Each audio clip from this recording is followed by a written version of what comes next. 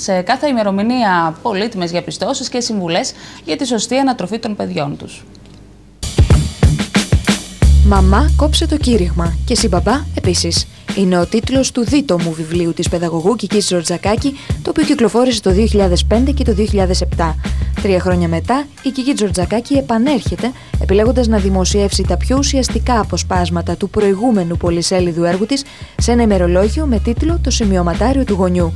Εμπνεύστηκα από τις ποιητικές ανθολογίες που αντί να διαβάζεις όλα τα έργα του ποιητή, διαβάζεις τα πιο σημαντικά αποσπάσματα, και επίσης εμπνεύστηκα από ορισμένους πιστούς χριστιανούς που όταν ζορίζονται παίρνουν το Ευαγγέλιο, το ανοίγουν στην τύχη και διαβάζουν ένα απόσπασμα το οποίο τους δίνει δύναμη, τους δίνει κουράγιο, τους δίνει αισιοδοξία.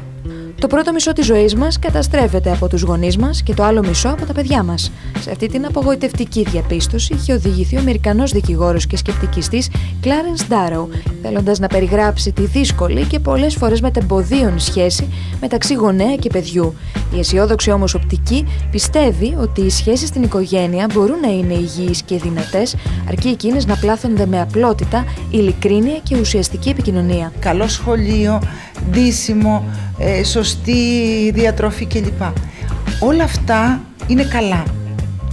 Το σημαντικότερο για ένα παιδί όμως είναι η ψυχική επικοινωνία με τους γονείς του.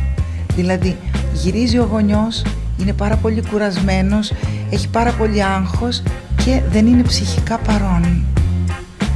Αν αναρωτηθούν οι γονείς πόσο ψυχικά παρόντες είναι, οι ίδιοι θα αντιληφθούν την απουσία ή την παρουσία αυτής της επικοινωνίας.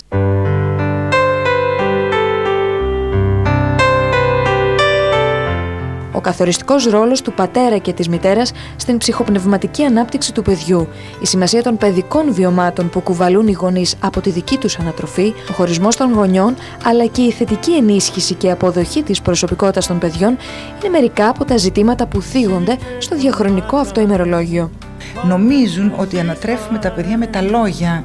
Πολύ συχνά άλλα λέμε, άλλα κάνουμε.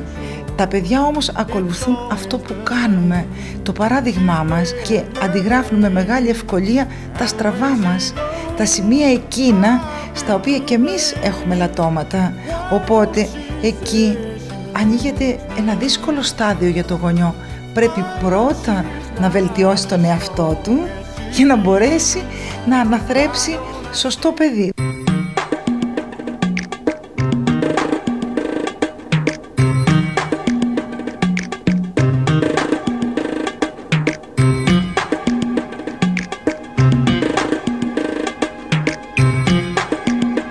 Το δικό μου μήνυμα είναι να είμαστε αισιόδοξοι και σαν γονείς και σαν οικογενειάρχες και σαν παιδιά που ζουν ακόμα οι γονείς τους, γιατί χωρίς ελπίδα δεν μπορεί να ζήσει ο άνθρωπος. Η οικογένεια είναι ό,τι πιο ελπιδοφόρο κρύβει ο καθένας μας.